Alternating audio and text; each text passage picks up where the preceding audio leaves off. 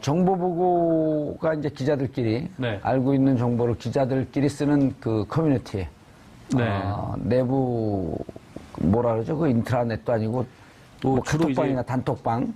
네, 그렇죠. 뭐 그런 데서 돌기도 하고 대체로는 각 언론사마다 예. 있는 내부 인터넷망에 그렇죠. 이렇게 정보 보고가 돌죠. 그리고 그걸 같이 또 다른 타사하고도 좀 공유하고. 근데 있는 내용이면 뭐 이제 대체로 다 돈다라고 보는 게 예. 네.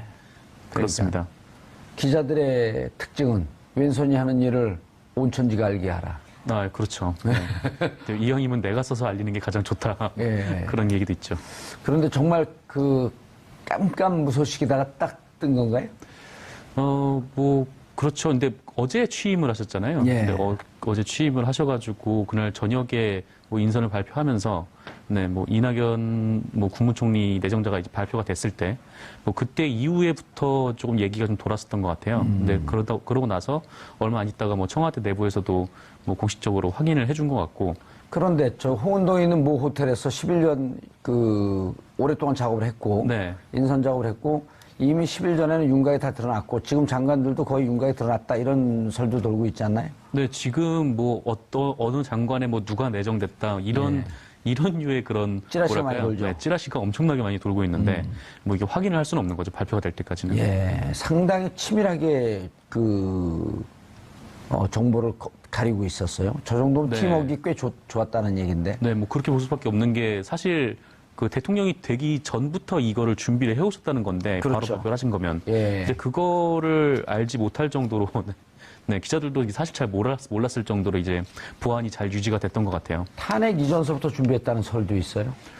설마 그렇게까지 하겠습니까? 아니 그때 팀은 짜여져 있고. 아, 팀은 네. 예, 그리고 이제 문재인 대통령이 지난번 총선 때 네. 영입 인사 할 때 보면 그때도 이런 식으로 007 작전을 갖고 다 성공했거든요. 아, 네, 그렇죠. 그때 뭐 표창원 의원이나 뭐 예, 이런 좀 조응천. 대중적으로, 네, 조응천 예. 비서관도 그렇고, 뭐 대중적으로 좀 많이 사람들이 양향자. 네, 양향자. 좋아하실 만한 예. 네, 그런 분들이 많이 올라왔었죠. 꽤 좀 가리고 일하는 게 능한 것 같아요. 뭐 내부 결속이 되게 끈끈한 것 같아요. 아까 말씀하셨듯이 뭐 이게 쉽게 새어나오지 않는 거 보면. 예. 네. 알겠습니다. 조국 교수에 대해서 잘 아시죠? 뭐, 개인적으로는 친구 사이입니다. 그래요? 예. 오. 또 비주얼이 좋은 사람들끼리만 친하게 지내나 보죠? 조국 교수는 얼굴이 패권이라고 그러고요. 예, 얼굴이 저는 패권이라고. 얼굴이 비패권입니다. 문재인 대통령, 예. 임종석 비서실장, 예. 그리고 조국 교수. 그래서 청와대 이번에 인선은 비주얼 인선이다. 이런 얘기가 파다해요. 패권 인선이라고. 패권 인선이. 그러더라고요. 얼굴 패권 인선이라고. 얼굴이 패권이다. 예. 두 분 다 공교롭게도 키가 180 이상이 되죠. 임종석도 180 임종석도 넘네? 180 정도 될 겁니다. 예. 임종석 그 비서실장도. 개인적으로 좀 잘 알고. 조국 교수도, 문재인 대통령. 조국 교수는 186 정도 될 겁니다. 와. 그 친구 사이에 그 뭐 열등감 있나요? 그 키를 그렇게 기억하고 계세요? 목이 하나 더 있으니까. 목이 하나, 예. 사진 찍을 때 아주 이렇게 불편하죠. 목이 하나, 팔이 하나 더 있어도 불편한데 목이 하나 더 있으면. 그렇죠. 예. 그런데 개인적으로 성향이 좀 어때요, 조국 교수는? 일반적으로 알려진 것보다는 굉장히 차분하고요. 합리적인 참여형 학자라고 저는 봅니다. 참여형 학자. 예. 일부에서는 검찰을 잘 모르는 분이 예. 민정수석대에서 혼란이 있지 않을까 그러는데요. 검찰을 잘 모르는 것도 아니고 법원도 잘 모르는 것도 아니고 실제 공조적인 법원 검찰에서도 서울대 그 조국 교수는 다 평가를 하고 있습니다. 그러니까 실무를 전혀 모르는 것이 아니고 실제 각종 위원회에 조국 교수는 꾸준히 참여해왔기 때문에 예. 현실 문제, 검찰의 또 현실 문제 이런 걸 누구보다도 잘 알고 있는 거죠. 그리고 논문도 이런 추상적인 논문이 아니라 사회 현실 문제에 대해서 법조의 현실 문제에 대해서 꾸준히 논문을 써왔기 때문에 저는 전문가라고 보고 신의 한 수라고 봅니다. 신의 한 수다. 네. 예. 검찰 개혁을 하려면 검찰 출신은 여러 가지 제약 요소가 있기 때문에 검찰 출신이 아니면서도 검찰 내부를 본질적인 내용을 꿰뚫어 볼 수 있는 사람이 검찰 개혁의 책임자로 저는 생각하고 있습니다. 그런데 정치 얘기 나올 때 자기는 정치적 DNA가 없다. 정치 안 한다. 이거는 정치라고 봐야 되나요? 정치 아닌 거로 봐야 되나요? 그러니까 그 조국 교수가 평소에 이제 그렇게 이야기를 하고 저희한테도 그렇게 이야기를 하는데 구체적으로 왜 그러냐고 하면 선거에 대해서 부담을 갖고 있고 매 주말에 지역구에 가서 이렇게 주민들과 이렇게 매 시간을 하는 것 그 자체가 잘 감당할 능력이 없다는 거지. 아하. 그 이런 임명직은 할 수 있겠다. 예, 그렇죠. 뭐 그런 취지로 저는 해석을 하고 있습니다. 예, 알겠습니다. 교수님. 네. 본격적으로 이 검찰 개혁 내용 들어가기 전에 호사가들은 말하기 좋아하는 사람들은 네. 벌써부터 참여정부 초창기 일기 민정수석으로 문재인 대통령이 임명이 됐었거든요. 네. 비검찰 인사하고 당시 검찰 장악을 놓겠다. 검찰을 개혁하겠다라고 하는 노무현 대통령의 의지가 반영된 인선으로 봤는데 호사가들은 벌써부터 5년 뒤에 문재인 대통령의 후대를 보고 멀리 몇 수 앞서서 포석을 둔 거 아니냐. 좀 과한 그 평가이긴 한데 그런 얘기들 벌써 돌아요. 과한 평가일 수도 있고 예. 또 아니면 올바른 평가일 수도 있습니다. 그 이유가 이제 왜냐면은 우리 지금 이재하 변호사님께서는 이제 그 조국 교수를 그 민정수석에 둔 이유가 예. 검찰 개혁의 방점을 찍는 거라고 그렇게 그런 의도로 말씀하신 것 같은데 저는 좀 생각이 좀 다르거든요. 그 왜 그러냐면은 민정비서실이라는 것 자체가 세 가지 임무가 있습니다. 첫째, 인사 검증 임무가 있죠. 예. 그다음에 두 번째, 친인척 관리 임무가 있습니다. 민정비서실 산하에. 예. 그래서 세 번째가 이제 국민 여론을 전달하는 그런 기능이 있어요. 가장 큰 기능이 세 개인데. 민심을 파악하는 거죠. 예. 이 세 가지 여론을 다 하다 보면은 기능을 다 하다 보면 거기에 검찰, 경찰, 국정원들 소위 말하는 우리나라 권력기관들이 모두 정보가 민정 쪽으로 모이게 돼 있습니다. 예. 그렇기 때문에 특정한 검찰 개혁을 위해서 민정수석을 임명했다면 그거는 좀 제가 볼 때 과한 해석이고 오히려 국정의 전반적인 어떤 분석과 정확하게 대통령과의 국정과의 그 소통을 위한 측면에서 조국 교수를 임명한 것이 아닌가. 그렇다면은 노무현 대통령께서 과거 지금 문재인 대통령을 비검찰 출신이지만 소통을 중시하는 노무현 대통령께서 민정수석을 앉힌 거라면은 이번에 문재인 대통령께서 조국 교수를 앉힌 것도 단순히 검찰 개혁 하나를 보려면은 제가 볼 때 차라리 법무부 장관이 누가 되느냐를 보는 게 더 맞다. 그런 차원에서 조국 교수는 아마 앵커께서 말씀하셨듯이 좀 과한 분석이긴 하지만 의미 있게 차기 구도와 어느 정도 염두에 둔 포석이 아닌가 그렇게 보일 수 있습니다. 과하게 보지 않을 수도 있겠다. 네네. 예. 자, 그런데 이제 세 가지 말씀하셨어요. 인사, 친인척 비리, 그 다음에 민심 파악을 해서 대통령께 전달하는 소통 창구. 예, 예. 근데 이제 인사수석이, 인사수석 비서관 지금 아니, 민정수석. 그러니까 민정수석인데, 네. 그전에는 인사수석이 있었던 때도 있고 없었던 때도 있었단 말이에요. 그랬었죠. 그럴 때 이제 인사를 같이 관리했는데, 이번에 인사수석 비서관이 생겼어요. 네네. 그래서 인사가 이제 빠지고 그러다 보면 전의 민정수석보다는 업무는 좀 더 경감될 수 있겠죠. 그럴 수 있습니다. 그러나 인사수석이라고 하는 그 자체가 사실은 어떻게 보면은 모든 인사 검증을 다 하기는 어렵습니다. 그렇죠. 실제로 인사 검증 파트는 아까 말씀드린 검찰과 경찰, 국정원, 국세청 이와 같은 권력기관의 협조를 받아야 되는데 그 협조를 받는 통로는 아무래도 민정수석이 될 가능성이 높고 인사수석의 업무는 인사에 관한 직능 분석 그다음에 거기에 맞는 기본 데이터베이스 구축 이런 것들이 인사수석의 주된 업무가 될 가능성이 높습니다. 알겠습니다. 이재하 변호사님, 그러면 이제는 조국 교수를 임명한 게 검찰 개혁에 대한 문재인 대통령의 강력한 의지. 적폐청산이라고 한다면 세월 7시간도 있고, 그 다음에 국정농단 사안도 있고, 그 다음에 재벌 개혁도 있고, 그리고 이제 가장 중요하게 제왕적 대통령의 권한을 좀 분산시켜야 되는데, 그 중에 한 축이 민정수석이 장악하고 있는 5대 사정기관. 네. 그거를 좀 독립시켜갖고 독자적인 지위로 좀 놔줘야 되겠다. 네. 특히 그 중에 검찰. 예. 이런 의지가 반영된 거 아닌가요? 그렇죠. 기본적으로는 이제 이명박 박근혜 정권의 정부에서는 권력기관을 장악하고 그걸 통해서 통치를 하려고 했었는데 그것이 아니라 스스로가 독립을 해서 자율적으로 법에 정해진 권한을 행사해라. 그렇지만은 검찰에는 제도적으로 너무 권력이 비대되어 있기 때문에 그 부분에 대해서 국민들이 원하는 검찰 개혁을 하겠다. 검찰 개혁을 하려면 내부에 있는 사람은 부딪히는 게 많거든요. 검찰 출신. 예. 출신은 부딪히는 게 많다. 예. 아. 그리고 아까 교수님 말씀하셨지만은 인사수석 부분, 즉 박근혜 정부에서는 인사수석 별도로 없었잖아요. 예. 그러니까 인사수석은 주로 발탁에 예. 초점을 맞출 것이고 인사검증은 민정에서 할 거다. 그렇게 생각합니다. 알겠습니다. 이 교수님 이제 본격적으로 들어가 보면 자 지금 이재화 변호사도 검찰 출신은 아무래도 친정이고 인과관계가 얽히고 설켜 있기 때문에 막상 칼을 대기가 쉽지 않은 자리다.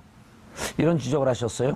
검찰 개혁하게 되면 이제 가장 큰 문제가 5명의 대선 후보들이 다 공의 공약을 했던 수사권 기소권의 분리, 수사청 기소청의 분리 운영, 그다음에 공수처 이 부분에 대해서 쉽게 갈 수 있는 길은 아니지 않습니까?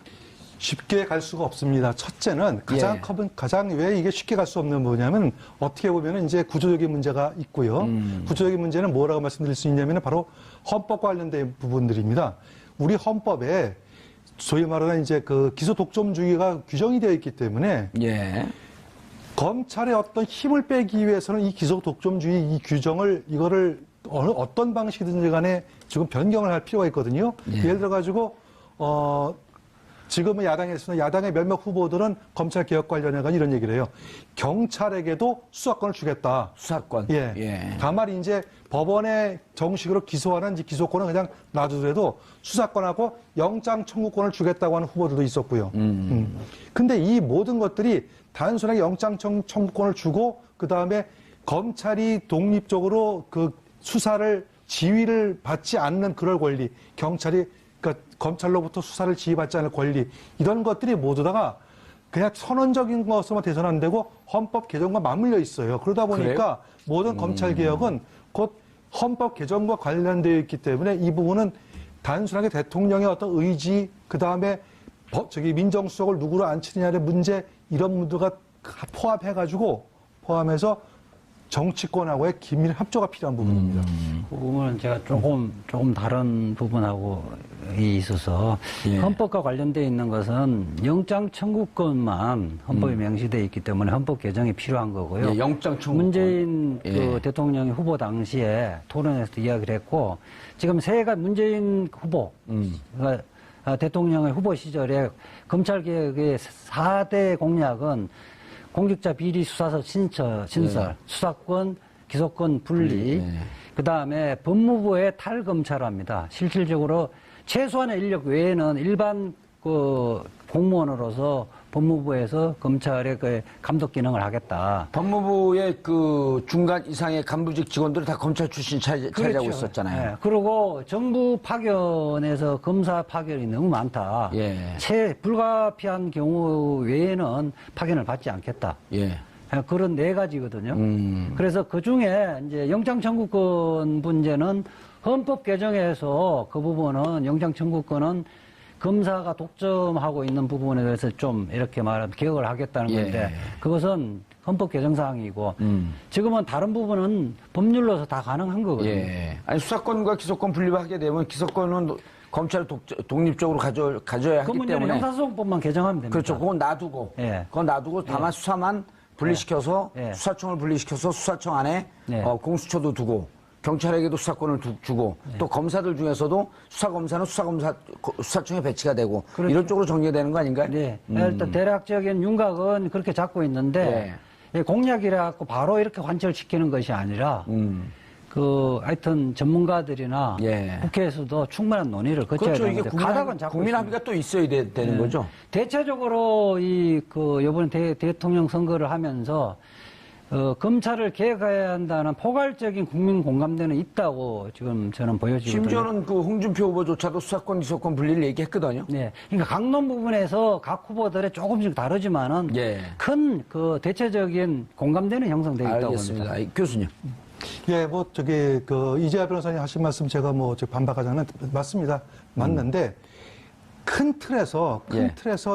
이 부분을 확고하게 하기 위해서는 어떤 제가 말씀드렸듯이 대통령의 어떤 의지라든지 예. 그 다음에 뭐 그 민정수석에 누구를 앉히고 안 앉히고 문제가 아니라 대통령이 국민들에게 얘기한 부분에 합의는 이제 되어 있다고 봐요. 왜냐하면 모두 후보들이 다 이번 대선 과정 중에서 다 얘기했죠. 전부 다 얘기했거든요. 그러면 이 얘기는 바로 국민의 합의를 이루어졌다고 보는데 다만 검찰의 문제는- 반발. 예? 검찰의 반발.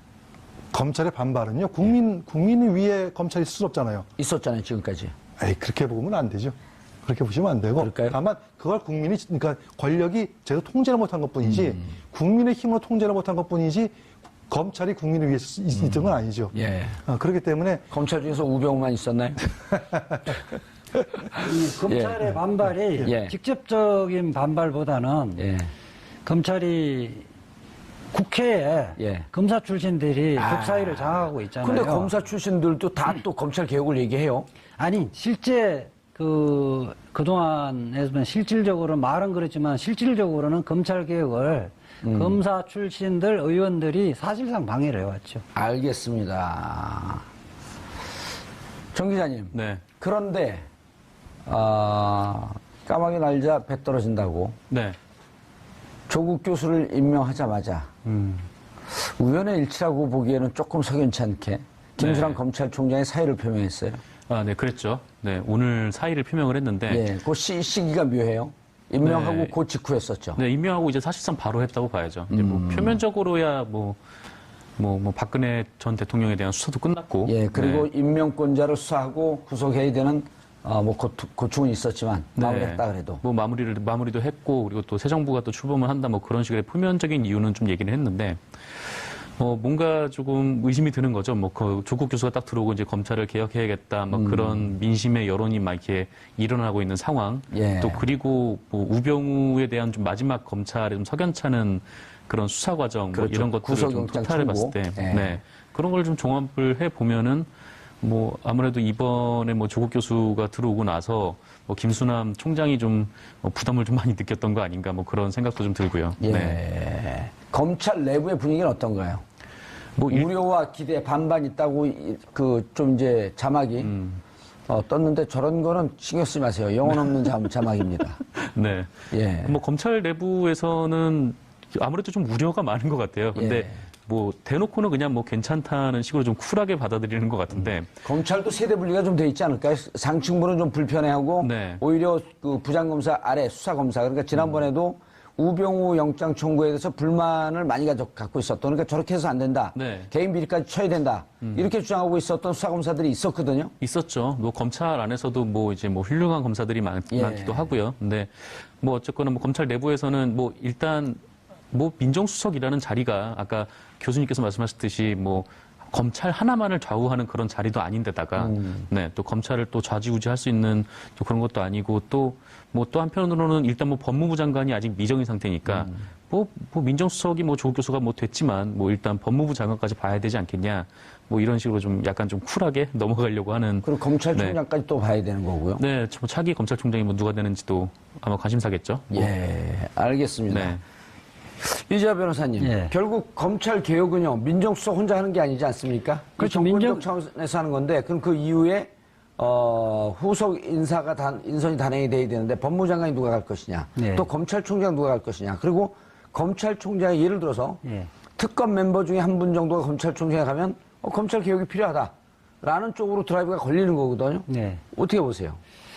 저는 김수남 검찰총장이 자진 사의 표의하는 것은 길을 터주겠다. 저항이 아니고 길을 터주겠다. 저항하는 척 길을 터준 건가요? 왜냐하면 말하자면 검찰의 정치화의 마지막 검찰총장이라는 걸 스스로도 알고 있거든요. 이른바 이제 우병우 사건에 직간접적으로 본인도 당당하지 못했다는 걸 본인이 스스로 잘 알고 예. 있거든요. 길을 터주겠다는 것이고, 민정수석은 직접 그 행위를 하지 않을 겁니다. 판단을 해서 대통령에 보고를 하고 대통령이 결단하는데 실질적으로 참모, 핵심적인 참모 역할을 그렇죠. 할 거거든요. 원래 수석이 비서실 아래 참모 역할들이니까. 그렇죠. 저는 이제 법무부 장관과 검찰총장은 대통령의 의지에 맞는 그런 인선이 될 거로 지금 믿고 있습니다. 그러니까 종전에는 정치인 출신들이 그 법무부 장관이 되고 예. 검찰 내부에서 검찰총장이 이렇게 되는 형태로 임명이 됐었는데 저는 이번에는 꼭 그런 루틴대로는 가지 않을 수도 있겠다. 외부에서 임명할 수도 있겠다. 그렇습니다. 뭘 알고 있는데 눈철인데 거기서 딱 멈춰버리네. 구체적으로 변호사님 좀 중요한 말씀하셨는데요. 예. 사실은 검찰 조직의 최고 탑은 검찰총장입니다. 예. 그러다 보면 총장은 아무래도 검찰 내부의 조직을 추스리기 위해서는 검찰 편을 들 수밖에 없어요. 오히려 법무부 장관이 굉장히 전 중요한 자리라고 보여지거든요. 예. 법무부 장관은 검찰뿐만 아니라 모든 관련된 기관을 총괄하기 때문에 오히려 법무부 장관을 상당히 개혁적이고 그다음에 검찰에 대해서 좀 내부적 알면서도 개혁적인 인물을 선임하는 것이 훨씬 더 검찰 개혁에 훨씬 더 더 좋은 방향이 아닐까 그렇게 생각합니다. 예.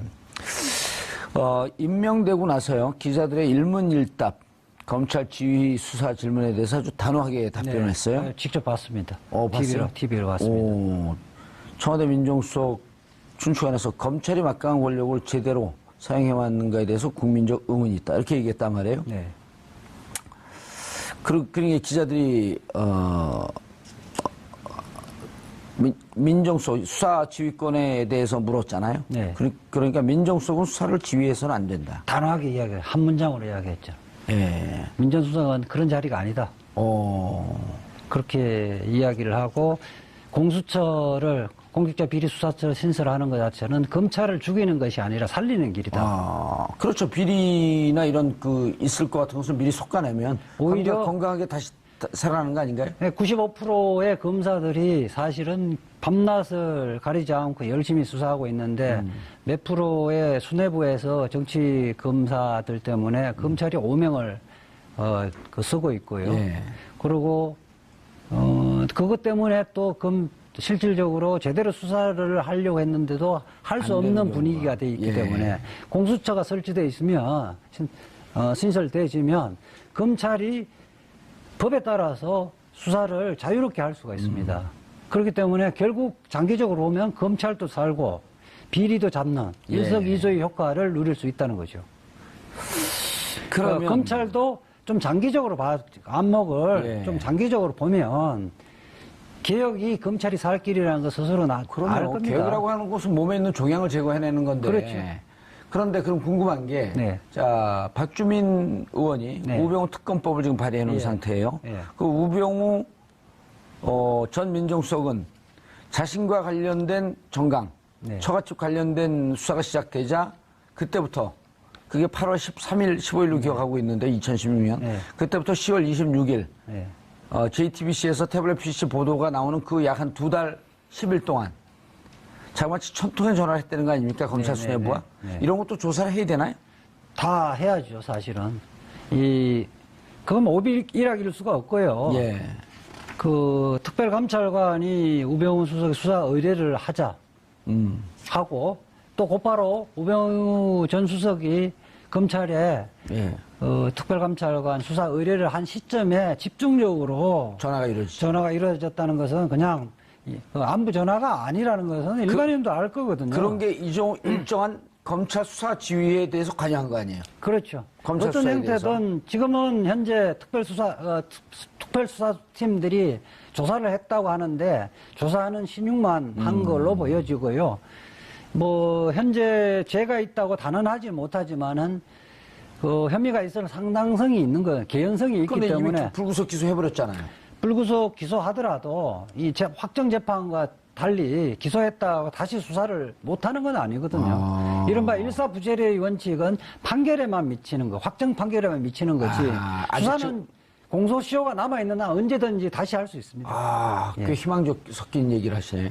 문제는 이제 그 초동 수사를 허지부지해서 예. 증거가 얼마나 남아있는가가 관건이겠죠. 아, 교수님. 네. 특검의 얘기를 지금 다시 한번 이제 되돌아보면, 특검 기간이 종료가 되면서 2월 말이었나요? 날짜도 이제, 그렇죠. 2월 말이었었죠. 2월 말에 특검 기간 70일이 종료가 되면서 특수본 2기로 넘기면서 그때 박용수 특검이 뭐라 그러냐면 재청구하면 100% 단언적으로 그렇죠. 얘기했어요. 예. 100% 영장이 예, 청구될 예. 것이다. 그런데 안 됐단 말이에요. 안 됐죠. 그런데 이거를 다시 조사한다. 국민들의 감정법은 이미 여러 차례 조사를 했을 텐데 어떻게 보세요? 아니, 그 얘기는 이재명 변호사가 답을 주셨어요. 예. 이거는 그 문제는 증거가 과연 얼마큼 남아있느냐의 문제지. 그때도 이미 특검이 많이 증거를 넘기지 않았을까요? 아니, 청와대 압수수색을 못했기 때문에. 그러니까 앞으로 증거는 더 추가로 할 수 있는 부분이고, 예. 그래서 증거가 추가로 되면 얼마든지 다시 영장 청구가 될 부분이라고 저는 믿어요. 근데 이제 제가 잠깐 다른 얘기를 잠깐 하나 해야 되는데, 예. 자꾸 이제 우리나라 검찰 개혁의 핵심을 공수처 신설로 자꾸 이렇게 많은 분들이 그렇게 생각을 하고 계시는데, 저는 그게 좀 반대 의견이거든요. 예, 검찰 개혁의 핵심은. 검찰 개혁의 핵심은 이제 공수처 신설이 아니다. 왜냐하면 이제 공수처 역시 검찰의 또 다른 형태를 하나 또 만든다는 것 뿐이에요. 저는 대한민국에 특검도 있어서는 안 된다고 봅니다. 왜냐하면은 특검이나 공수처 이 모든 게 검찰을 믿을 수가 없기 때문에 제대로 안 하고 있기 어쩔 때문에. 수 없이 만든 거거든요. 예. 그러면 그런 것들이 유사한 기관들 많이 생길수록 검찰은 더욱더 검찰의 기능을 잃어가고 검찰의 신뢰가 더 떨어뜨리게 만드는 하나의 원인이 되거든요. 예. 검찰이 지네들이 자기를 제대로 쓰기만 하면은 특검이 왜 필요하고 공수처가 왜 필요하겠습니까? 예. 원론적인 막 부분은 말씀하신 이 우리 교수님이 공감을 하는데. PD가 너무 이상적인 공감을 분석 하는데, 아니냐 이렇게 얘기를 하는데 사실은 검찰이 제자리 잡기 위해는 시간이 거의 소요됩니다. 그렇기 때문에 현재 당시에 우리 국민들은 권력형 비리를 임기 초반에는 계속 못 하잖아요.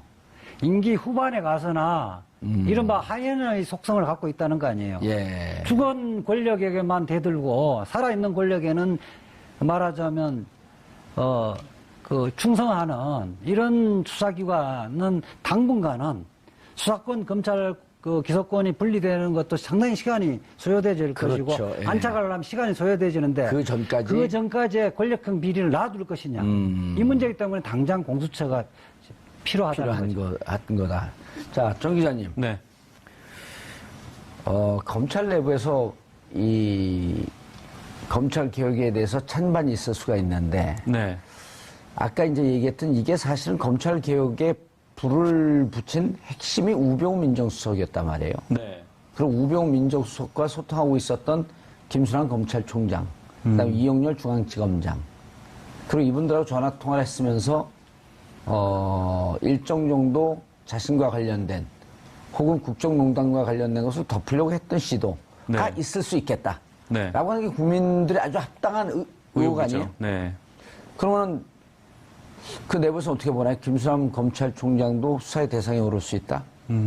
그 우병우 영장이 기각됐을 때 이문정 검사가 내부 인터넷망에 글을 올려가지고, 어허. 네, 이거는 정말 뭐 큰 문제고, 뭐 김순환 검찰총장을 포함해서 뭐 수뇌부도 뭐 어느 정도 이거에 대해서 의혹을 소명을 해야 된다, 뭐 이런 말도 했었잖아요. 그래서 뭐 그것은 달리 조금 더 격하게 얘기하면 수사의 대상이 될 수도 있겠다. 네, 그렇죠. 그리고 뭐 특검이 이제 해체되기 직전에 이제 검찰로 수사 기록이 넘어가던 그 순간에 우병우와 관련해서 뭐 김순환 검찰총장이나 뭐 이영렬 뭐 서울지검장이나 이렇게 뭐 통화를 했던 정황까지 이제 공개를 예. 딱 하면서 뭔가 발을 딱 묶어놨는데 뭐 여지없이 이렇게 뭐 아까 이재하 변호사님이 뭐 산 권력에는 뭐 수구리다가 이제 죽은 권력이 달려드는 거 하이에나 같은 좀 수성이 있다고 말씀하셨는데 거기에 좀 덧붙여가지고 자기 식구에 대해서는 저렇게 네, 이렇게 그 크게 감싸 안고 이게 뭐 의혹도 덮고 아니면 더 나아가서 거기에 유착 가능성도 좀 있는 좀 그런 부분들을 좀 봤을 때 네.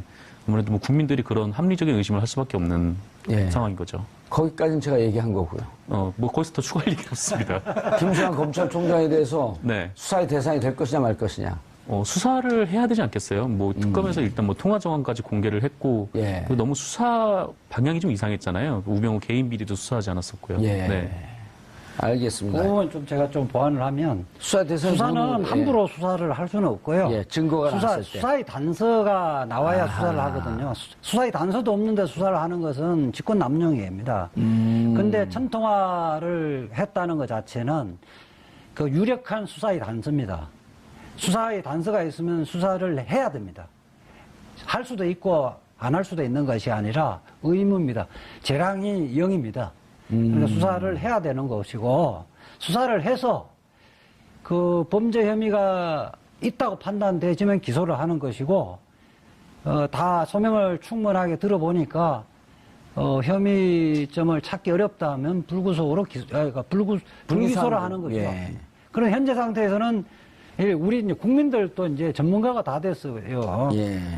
아, 이거는 만약에 내가 거기에 있었으면 수사를 했을 텐데 이런 생각을 다 갖고 있거든요. 그렇죠. 그러면 수사를 해야 되는 겁니다. 대상이 누구 될까요? 김수남. 그 다음에 이영렬. 안태근 국장, 검찰국장. 안태근 검찰국장. 국장. 예. 뭐 이영렬 검사. 그다음에 일기 수사본부장 윤곽근 본부장. 윤곽근 법무장은 더군다나 윤곽근 법무장이 팀장으로 임명되는 그 과정에서 전화를 했기 때문에 당사자죠. 예, 당사자죠. 예. 그러니까 결국은 우병우의 수사를 우병우가 지명하는 팀장이 수사를 하게끔 만든 것이 이게 사실은 국민적 의혹 아니겠습니까? 단적으로 이렇게 얘기했었잖아요. 그래갖고 우병우 자신이 자신의 수사를 한 그렇죠. 것이다. 우병우에 의한 우병우의 수사라는 걸 한 거죠. 아하. 말씀이 이렇게 과격하시니까 입각은 못할 것 같고. 과격하지. 예, 일반 국민들의 입장을 대변하는 겁니다. 비주얼로 봐서는 입각 가능성이 있는데 말씀으로 봐서는 좀 아직 불안하고. 전화 없습니다.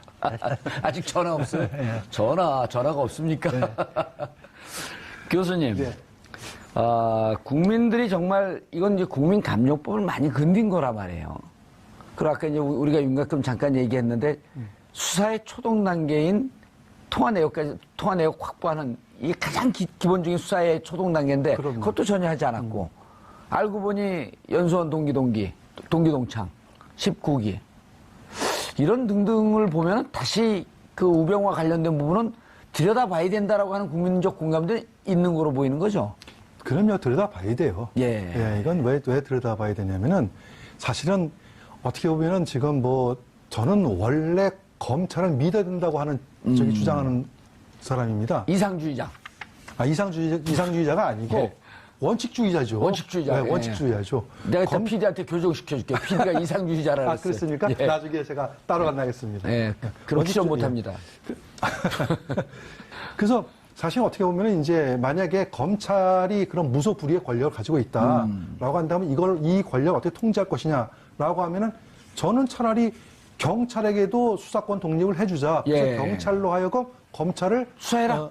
그렇죠. 오호. 그래서 상호 견제를 하게 만드는 것이 이게 옳지. 그 별도의 검찰과 비슷한 기구인 특검을 만들고 또 무슨 공수처를 만들고 하는 것들은 오히려 자꾸 무엇을 만들기 위해서 있는 걸 써먹지 않고 새로운 걸 자꾸 만들면은 뭔가 신선하게 보일까 하는 이런 것들이 우려가 돼요. 예. 그래서 저는 오히려 차라리 경찰에게 힘을 실어주는 게 맞지 않나 생각이 들고 그런 차원에서 우병우 사건에 대해서는요. 이와 같은 것들이 만들어지게 된 자꾸 국민들로 하여금 이와 같은 것들이 그러니까 비정상화된 것이 마치 정상화되는 것처럼 보여지게 하는 원인을 우병우가 만드는 거예요. 따지고 놓고 보면은. 예. 그래서 향후에 대한민국의 건전한 발전과 정확한 발전을 위해서라도 우병우 사건은 처음부터 차근차근 좀 조사할 필요가 있다고 분명히 보여집니다. 청와대 주인도 바뀌었으니 이제 청와대에 있는 여러 가지 민정수석의 그 자료들, 관련 자료도 있을 근거들 거예요. 이런 것도 좀 볼 수 있지 않을까요? 있죠. 그 삭제하더라도 복구는 가능한 거고요. 그렇죠. 더군다나 문재인 대통령은 지금 형사소송법에서 그 군사상 그 비밀이 있는 장소에 압수수색 제한하는 것 예. 이거 없애겠다는 것도 공약을 했거든요.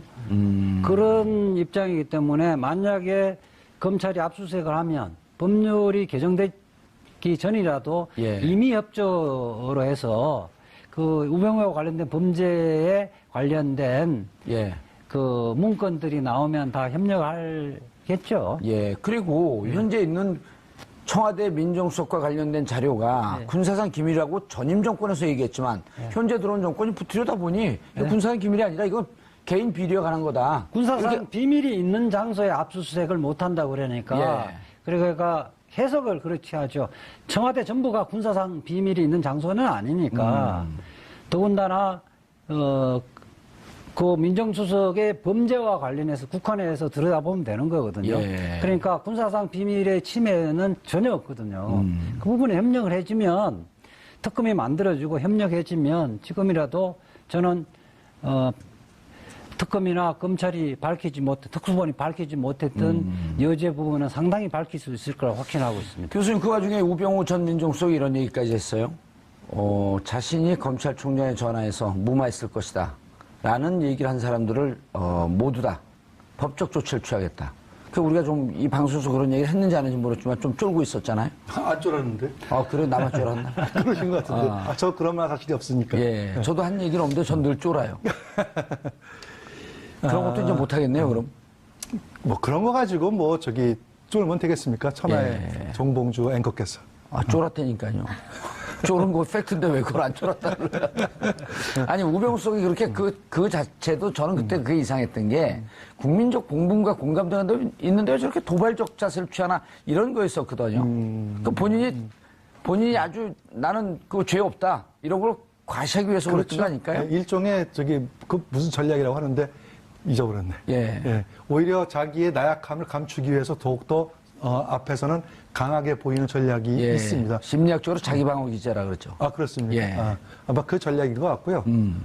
다만 이제 우병우 수석에 관련된 부분들은 아마 새로운 정부가 들어서고 안 들어서고 그 중요한 문제가 아니라 예. 반드시 짚고 넘어가야 될 국민적 과제예요. 그거는. 예, 그것이 알겠습니다. 예, 검찰개혁의 핵심입니다. 알겠습니다. 반영된 인선으로 봤는데 호사가들은 벌써부터 5년 뒤에 문재인 대통령의 후대를 보고 멀리 몇 수 앞서서 포석을 둔 거 아니냐. 좀 과한 그 평가이긴 한데 그런 얘기들 벌써 돌아요. 과한 평가일 수도 있고 예. 또 아니면 올바른 평가일 수도 있습니다. 그 이유가 이제 왜냐면은 우리 지금 이재하 변호사님께서는 이제 그 조국 교수를 그 민정수석에 둔 이유가 예. 검찰 개혁의 방점을 찍는 거라고 이렇게 그런 의도로 말씀하신 것 같은데 저는 좀 생각이 좀 다르거든요. 그 왜 그러냐면은 민정비서실이라는 것 자체가 세 가지 임무가 있습니다. 첫째, 인사 검증 임무가 있죠. 예. 그다음에 두 번째 친인척 관리 임무가 있습니다. 민정비서실 산하에. 예. 그래서 세 번째가 이제 국민 여론을 전달하는 그런 기능이 있어요. 가장 큰 기능이 세 개인데. 민심을 파악하는 거죠. 예. 이 세 가지 여론을 다 하다 보면은 기능을 다 하다 보면 거기에 검찰, 경찰, 국정원들 소위 말하는 우리나라 권력기관들이 모두 정보가 민정 쪽으로 모이게 돼 있습니다. 예. 그렇기 때문에 특정한 검찰 개혁을 위해서 민정수석을 임명했다면 그거는 좀 제가 볼 때 과한 해석이고 오히려 국정의 전반적인 어떤 분석과 정확하게 대통령과의 국정과의 그 소통을 위한 측면에서 조국 교수를 임명한 것이 아닌가. 그렇다면은 노무현 대통령께서 과거 지금 문재인 대통령을 비검찰 출신이지만 소통을 중시하는 노무현 대통령께서 민정수석을 앉힌 거라면은 이번에 문재인 대통령께서 조국 교수를 앉힌 것도 단순히 검찰개혁 하나를 보려면은 제가 볼 때 차라리 법무부 장관이 누가 되느냐를 보는 게 더 맞다. 그런 차원에서 조국 교수는 아마 앵커께서 말씀하셨듯이 좀 과한 분석이긴 하지만 의미 있게 차기 구도와 어느 정도 염두에 둔 포석이 아닌가 그렇게 보일 수 있습니다. 과하게 보지 않을 수도 있겠다. 네네. 예. 자, 그런데 이제 세 가지 말씀하셨어요. 인사, 친인척 비리, 그 다음에 민심 파악을 해서 대통령께 전달하는 소통 창구. 예, 예. 근데 이제 인사수석이, 인사수석 비서관이 지금 민정수석. 그러니까 민정수석인데, 네. 그전에는 인사수석이 있었던 때도 있고 없었던 때도 있었단 그랬었죠. 말이에요. 그럴 때 이제 인사를 같이 관리했는데, 이번에 인사수석 비서관이 생겼어요. 네네. 그래서 인사가 이제 빠지고, 그러다 보면 전의 민정수석보다는 업무는 좀 더 경감될 수 있겠죠. 그럴 수 있습니다.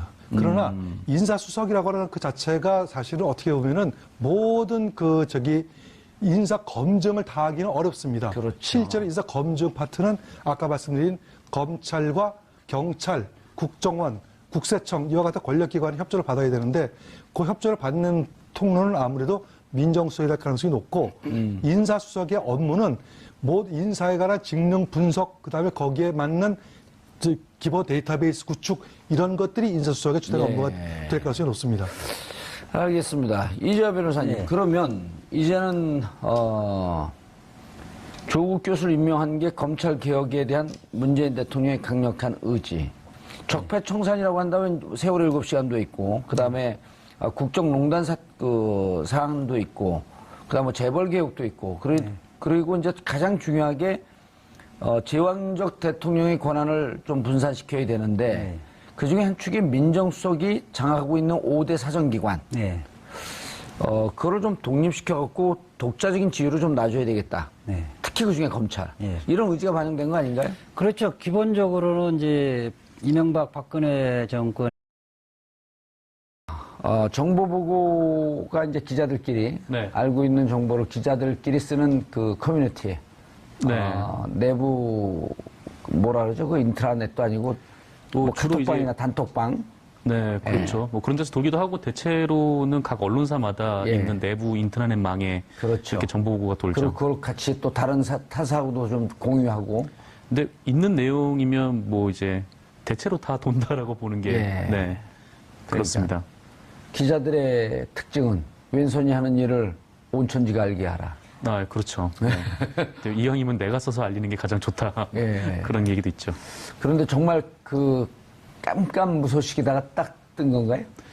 뭐 그렇죠. 근데 어제 취임을 하셨잖아요. 예. 근데 어제 취임을 하셔가지고 그날 저녁에 뭐 인선을 발표하면서 네, 뭐 이낙연 뭐 국무총리 내정자가 이제 발표가 됐을 때 뭐 그때 이후에부터 조금 얘기가 좀 돌았었던 것 같아요. 근데 그러고 나서 얼마 안 있다가 뭐 청와대 내부에서도 뭐 공식적으로 확인을 해준 것 같고.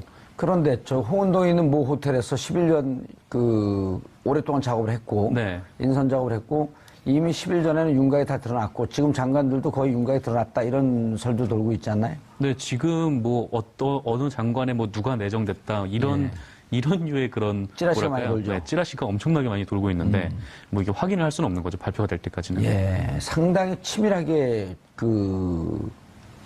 정보를 가리고 있었어요. 저 정도면 네. 팀워크가 꽤 좋았다는 얘기인데. 네, 뭐 그렇게 볼 수밖에 없는 게 사실 그 대통령이 되기 전부터 이거를 준비를 해오셨다는 건데 바로 그렇죠. 발표를 하신 거면 예. 이제 그거를 알지 못할 정도로 네, 기자들도 사실 잘 몰랐을 정도로 이제 보안이 잘 유지가 됐던 것 같아요. 탄핵 이전서부터 준비했다는 설도 있어요. 설마 그렇게까지 하겠습니까? 아니 그때 팀은 짜여져 있고. 아, 팀은 네. 네. 그리고 이제 문재인 대통령이 지난번 총선 때 네. 영입 인사 할 때 보면 그때도 이런 식으로 007 작전을 갖고 다 성공했거든요. 아, 네, 그렇죠. 그때 뭐 표창원 의원이나 뭐 예, 이런 좀 조응천. 대중적으로, 네, 조응천 예. 비서관도 그렇고, 뭐 대중적으로 좀 많이 사람들이 양향자. 네, 양향자. 좋아하실 만한 예. 네, 그런 분들이 많이 올라왔었죠. 꽤 좀 가리고 일하는 게 능한 것 같아요. 뭐 내부 결속이 되게 끈끈한 것 같아요. 아까 말씀하셨듯이 뭐 이게 쉽게 새어나오지 않는 거 보면. 예. 네. 알겠습니다. 조국 교수에 대해서 잘 아시죠? 뭐 개인적으로는 친구 사이입니다. 그래요? 예. 오. 또 비주얼이 좋은 사람들끼리만 친하게 지내나 보죠? 조국 교수는 얼굴이 패권이라고 그러고요. 예, 얼굴이 패권이라고 저는 얼굴이 비패권입니다. 문재인 대통령, 예. 임종석 비서실장, 예. 그리고 조국 교수. 그래서 청와대 이번에 인선은 비주얼 인선이다. 이런 얘기가 파다해요. 패권 인선이라고 패권 그래요. 인선이. 예. 얼굴 패권 인선이라고. 얼굴이 패권이다. 두 분 다 공교롭게도 키가 180 이상이 되죠. 임종석도 180 임종석도 넘네? 180 정도 될 겁니다. 예. 임종석 그 비서실장도. 개인적으로 좀 잘 알고. 조국 교수도, 문재인 대통령. 조국 교수는 186 정도 될 겁니다. 와. 그 친구 사이에 그 뭐 열등감 있나요? 그 키를 그렇게 기억하고 계세요? 목이 하나 더 있으니까. 목이 하나, 예. 사진 찍을 때 아주 이렇게 불편하죠. 목이 하나, 팔이 하나 더 있어도 불편한데 목이 하나 더 있으면. 그렇죠. 예. 그런데 개인적으로 성향이 좀 어때요, 조국 교수는? 일반적으로 알려진 것보다는 굉장히 차분하고요. 합리적인 참여형 학자라고 저는 봅니다. 참여형 학자. 예. 일부에서는 검찰을 잘 모르는 분이 예. 민정수석대에서 혼란이 있지 않을까 그러는데요. 검찰을 잘 모르는 것도 아니고 법원도 잘 모르는 것도 아니고 실제 공조적인 법원 검찰에서도 서울대 그 조국 교수는 다 평가를 하고 있습니다. 그러니까 실무를 전혀 모르는 것이 아니고 실제 각종 위원회에 조국 교수는 꾸준히 참여해왔기 때문에 예. 현실 문제, 검찰의 또 현실 문제 이런 걸 누구보다도 잘 알고 있는 거죠. 그리고 논문도 이런 추상적인 논문이 아니라 사회 현실 문제에 대해서 법조의 현실 문제에 대해서 꾸준히 논문을 써왔기 때문에 저는 뭐 전문가라고 보고 신의 한 수라고 봅니다. 신의 한 수다. 네. 예. 검찰 개혁을 하려면 검찰 출신은 여러 가지 제약 요소가 있기 때문에 검찰 출신이 아니면서도 검찰 내부를 본질적인 내용을 꿰뚫어 볼 수 있는 사람이 검찰 개혁의 책임자로 저는 생각하고 있습니다. 그런데 정치 얘기 나올 때 자기는 정치적 DNA가 없다. 정치 안 한다. 이거는 정치라고 봐야 되나요? 정치 아닌 거로 봐야 되나요? 그러니까 그 조국 교수가 평소에 이제 그렇게 이야기를 하고 저희한테도 그렇게 이야기를 하는데 구체적으로 왜 그러냐고 하면 선거에 대해서 부담을 갖고 있고 매 주말에 지역구에 가서 이렇게 주민들과 이렇게 매 시간을 하는 것 그 자체가 자기 감당할 능력이 없다는 거지. 아하. 그 이런 임명직은 할 수 있겠다. 예, 그렇죠. 뭐 그런 취지로 저는 해석을 하고 있습니다. 예, 알겠습니다. 교수님. 네. 본격적으로 이 검찰 개혁 내용 들어가기 전에 호사가들은 말하기 좋아하는 사람들은 네. 벌써부터 참여정부 초창기 일기 민정수석으로 문재인 대통령이 임명이 됐었거든요. 네. 비검찰 인사하고 당시 검찰 장악을 놓겠다. 검찰을 개혁하겠다라고 하는 노무현 대통령의 의지가